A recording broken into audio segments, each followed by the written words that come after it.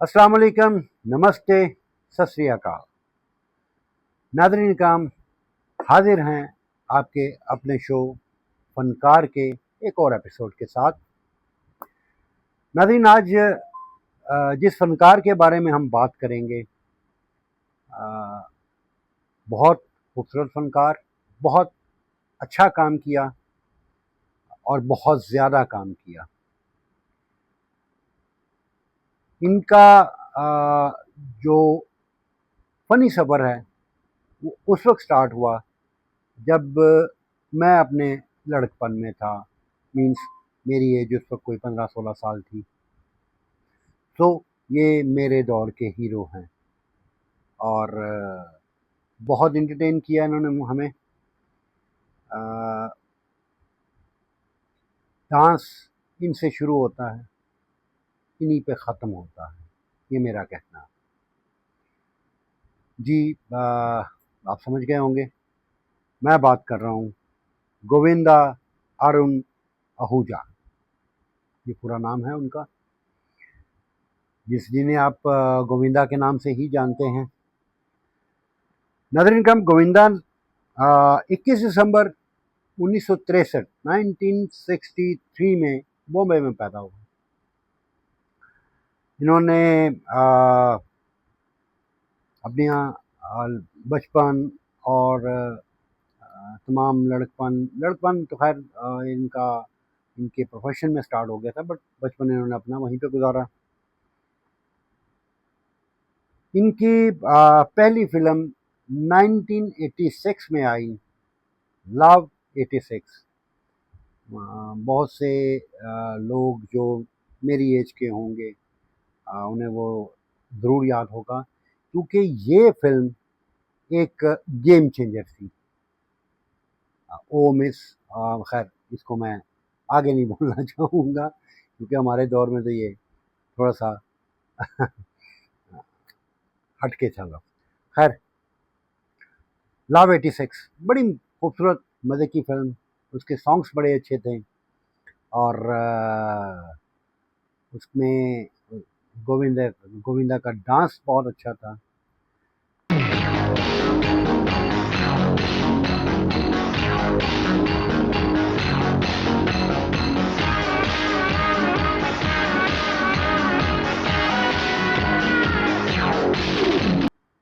इससे पहले जो इंडियन फिल्म इंडस्ट्री में जो डांसर कहे जाते थे वो मिथुन चक्रवर्ती थे।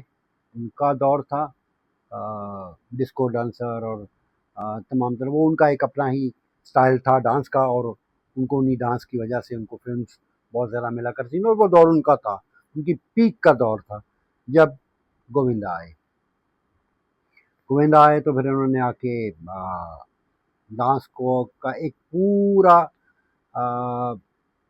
विजन ही चेंज कर दिया है, डांस को तब्दील करके रख दिया। क्योंकि मिथुन, हम लोग उस वक्त जो मिथुन के डांस देखा करते थे वो डिस्को डांसर और ये वो, इसमें आज हमें लगता है कि बड़ी वो लिमिटेड सी मूव्स हुआ करती थी। बट गोविंदा इन्होंने मर्ज किया उसमें साथ डिस्को के साथ थोड़ा सा ब्रेक डांस और इस किस्म की चीज़। और बाकी इनके डांस की बात तो होगी, जहाँ गोविंदा होगा वहाँ डांस की बात तो होगी। तो अभी बात करते हैं इनकी पहले फिल्मी सफ़र पे। अपनी ज़िंदगी में अभी तक, क्योंकि अभी तक गोविंदा अल्हम्दुलिल्लाह ठीक हैं और इंडस्ट्री में हैं, वो के इस वक्त थोड़े से आउट हैं, बट किसी वक्त भी आर्टिस्ट ख़त्म नहीं हुआ करता, उसका रिवाइवल किसी वक्त भी हो सकता है। सो अभी तक की अगर बात की जाए तो इन्होंने तकरीबन को लगभग 120 फिल्मों के में इन्होंने एज ए लीड रोल काम किया है और इन 20 फिल्मों में इन्हें इनकी 12 फिल्मों को नॉमिनी किया गया फिल्म फेयर अवार्ड के लिए, लेकिन उसमें से सिर्फ 2 फिल्में थीं जिन पे इनको फिल्म फेयर मिला।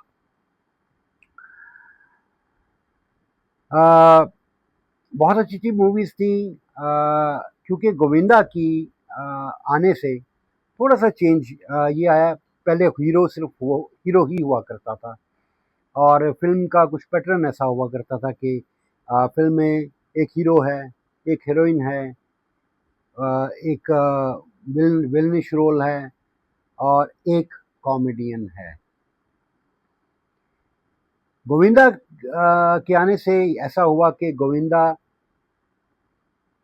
बड़ी, इनकी कॉमिक सेंस बड़ी अच्छी थी, और ये कॉमेडी भी खुद करना शुरू हो गए।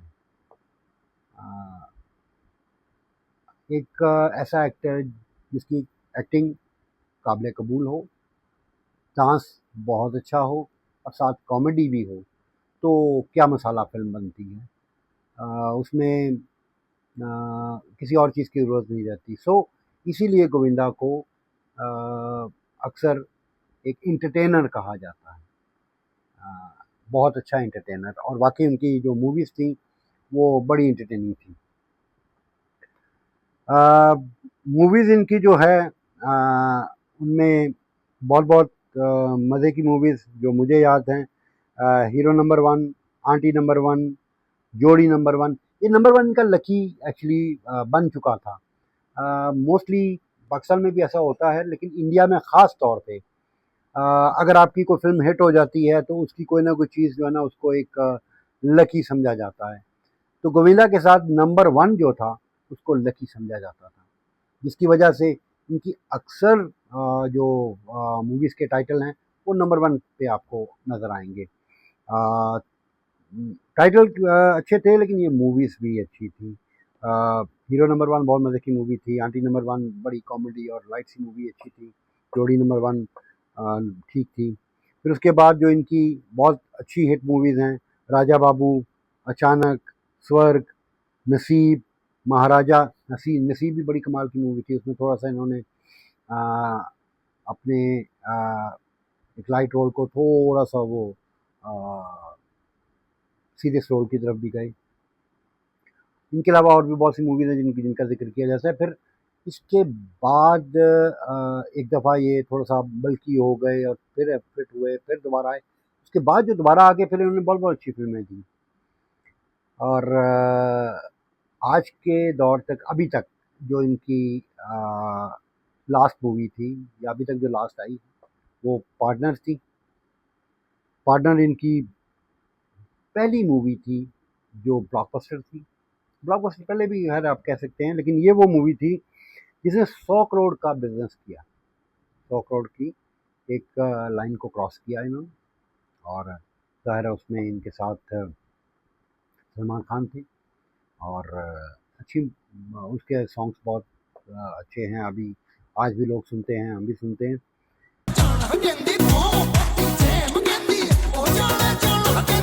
सोनी दे नक दे सोने लगदे मैनू, सोनी दे नक दे सोने लगदे। तो बहुत बहुत मज़े की मूवी, और ये पार्टनर अभी तक इनकी लास्ट मूवी है, और इसके बाद उम्मीद करते हैं कि इनकी और भी मूवीज़ इंशाल्लाह आएंगी, और ये हमें महसूस करते रहेंगे अपनी एक्टिंग से। इनके साथ फिर इनके जो जोड़ियाँ बनी, इनकी जोड़ियाँ करिश्मा कपूर के साथ भी बनी।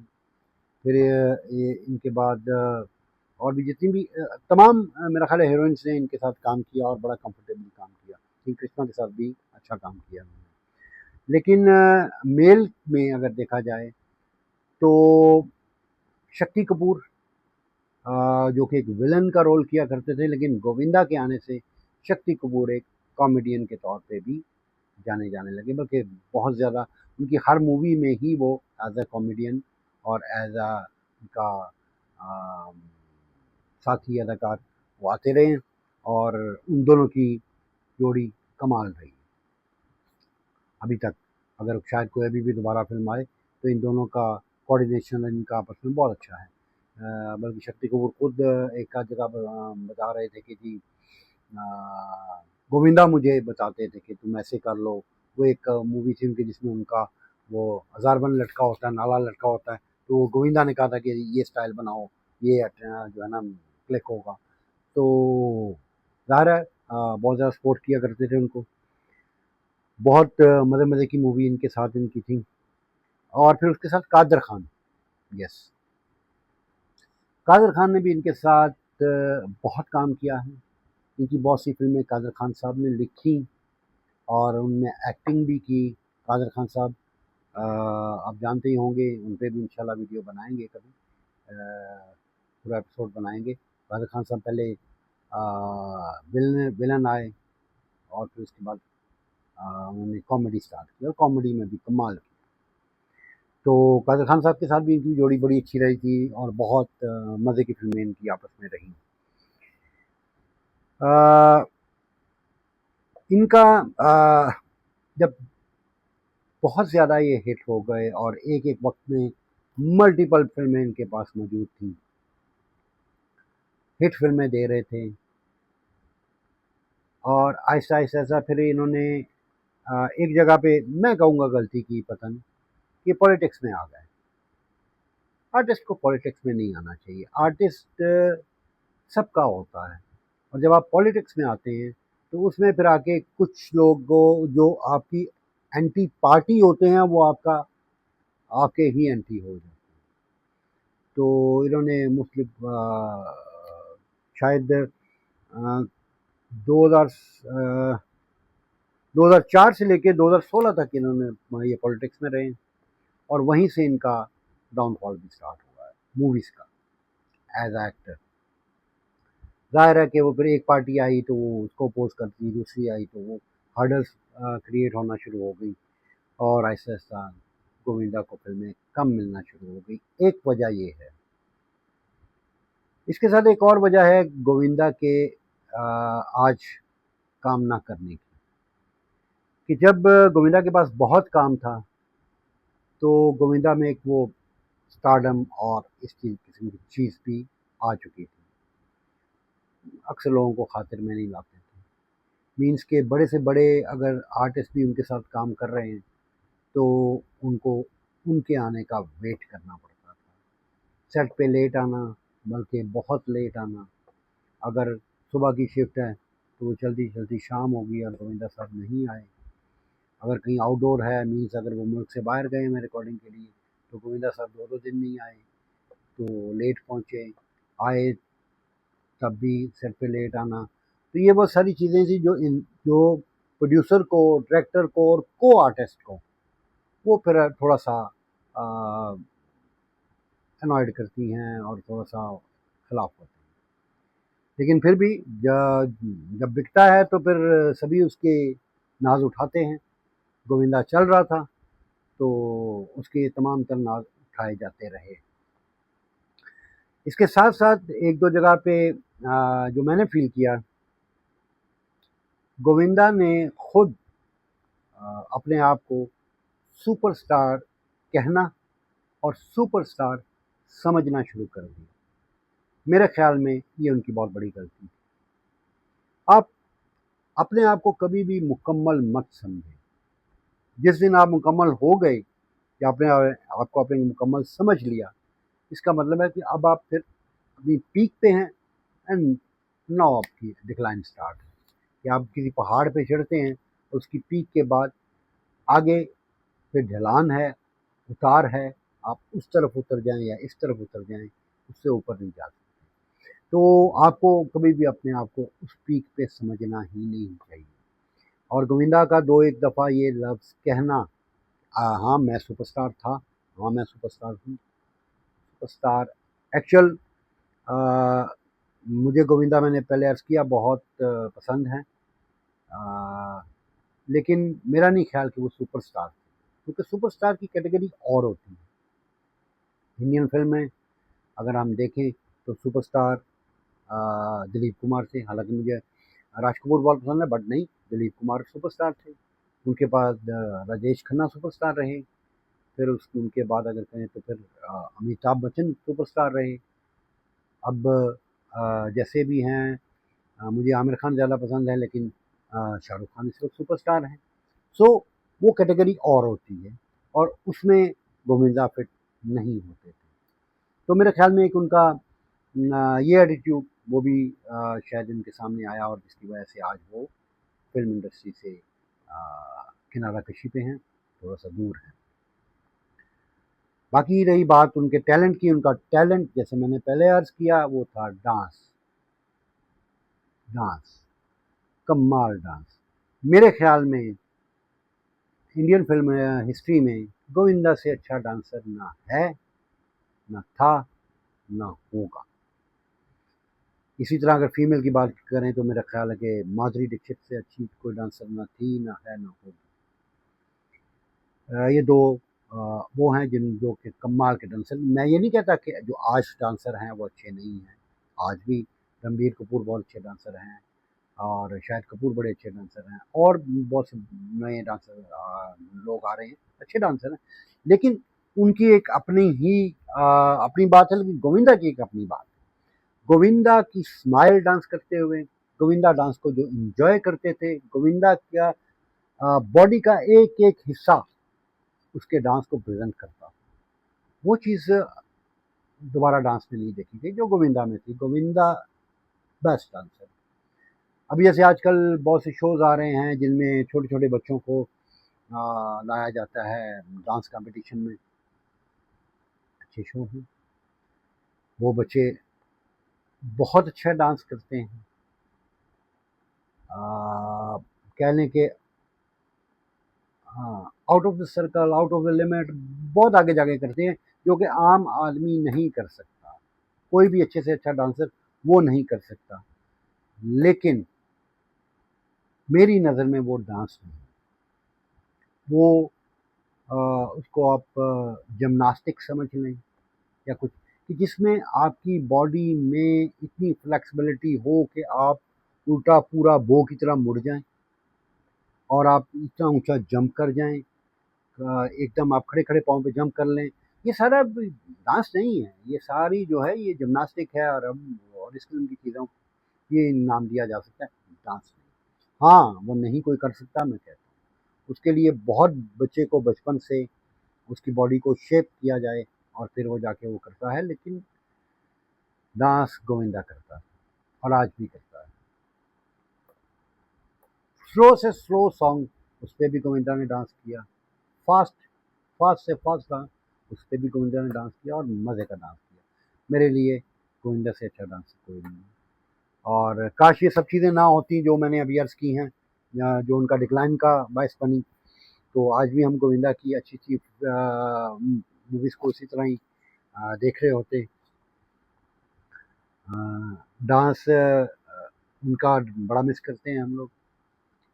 फिल्म इंडस्ट्री में, ख़ास तौर पे इंडियन फिल्म इंडस्ट्री में जो डांस की एक हिस्ट्री है, उसमें मेरे ख्याल में पहला डांस जो डांसर प्रॉपर थे वो थे भगवान दादा। शायद आप लोगों ने किसी ने देखा हो या सुना हो, अ, भोली सूरत दिल के खोटे, नाम बड़े और दर्शन छोटे, इस सॉन्ग पे भगवान दादा ने डांस किया। भोली सूरत दिल के खोटे, नाम बड़े और दर्शन छोटे, दर्शन छोटे। भगवान दादा का ये था कि बहुत से लोग कहते हैं, बहुत से आर्टिस्ट ने कहा, बहुत से बड़े बड़े लोगों ने कहा कि भगवान दादा का वो स्टेप, इसमें अभी हम लोग इसका आपको दिखाएंगे भी, भोली सूरत दिल में खोटे, जो उनका वो एक बेसिक जो एक उनका स्टेप होता है, उस स्टेप के बगैर कभी कोई डांसर डांस नहीं कर सकता। वो एक बेस है डांस की, जो उन्होंने स्टार्ट किया था वो स्टेप। अभी आपने आपको देखा भी होगा। तो वो पहले डांसर थे, फिर उनके बाद ज़ाहिर है बहुत से डांसर्स आए जिनमें कि जितेंद्र, वो उन्होंने अपने दौर में श्री देवी और वो उनके साथ डांस किए बड़े अच्छे की। फिर जैसे मैंने अर्ज़ किया मिशन चक्रवर्ती आए, लेकिन गोविंदा पे आके डांस मेरे ख्याल में ख़त्म हो गया। डांस का जो पीक था वो गोविंदा ने करके दिखाया और कमाल करके दिखाया। खैर मुझे पसंद है, शायद मैं इस पर और भी बात करता जाऊँ और करता ही चला जाऊँ, लेकिन मेरा ख्याल में ये एपिसोड बड़ा लंबा हो रहा है। सो गोविंदा पे मज़ीद बात हो सकती है और दोबारा भी उन पे कोई वीडियो बन सकती है। क्योंकि ये तो वीडियो वाकई बहुत लंबी बनी है। गोविंदा पे अगर ज़रूरत हो तो फिर बात करेंगे, मज़ीद और भी वीडियो बन सकती है, लेकिन आज तक के लिए इतना है। अगर आपको ये एपिसोड पसंद आया हो तो इसे लाइक कीजिएगा, चैनल को सब्सक्राइब कीजिएगा और इसी तरह हमारी हौसला अफजाई करते रहिएगा, ताकि आपके लिए इसी तरह कुछ अच्छी चीज़ों को, फनकारों को जो है ना आपके सामने मैं लेके आता रहूं। अब तक के लिए इजाज़त दीजिए, इंशाल्लाह नेक्स्ट एपिसोड में फिर हाजिर होंगे। अल्लाह हाफ़िज़।